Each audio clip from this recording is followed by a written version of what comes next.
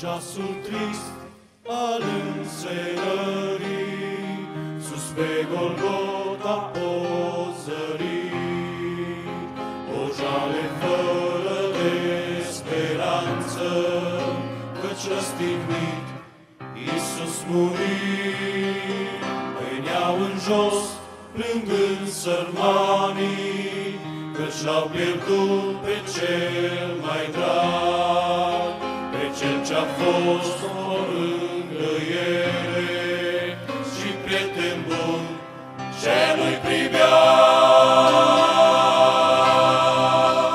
El cel ce a făcut adesea minuni rostind doar un cuvânt, a fost percepluit de oameni ca pentru regi într-un mormânt.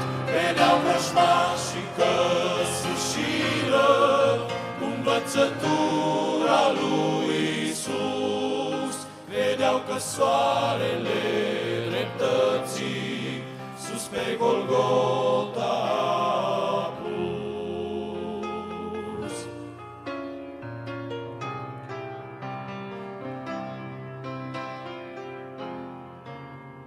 Dar n-au putut supune morții dumnezeiasca lui putere, căci în a treia zi răsună mesajul sfânt, e înviere.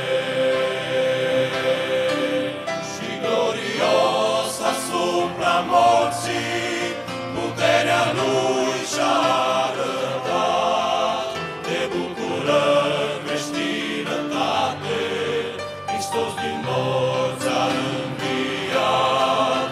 Dar va mai fi o înviere care pe mulți îi va îngrozi, atunci ca rege cu putere Iisus pe noi va reveni.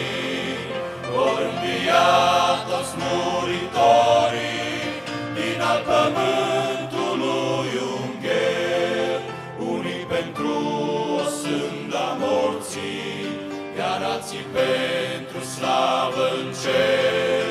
Dar glorios asupra morții puterea lui și-a arătat, te bucură creștinătate, Hristos din morți a înviat.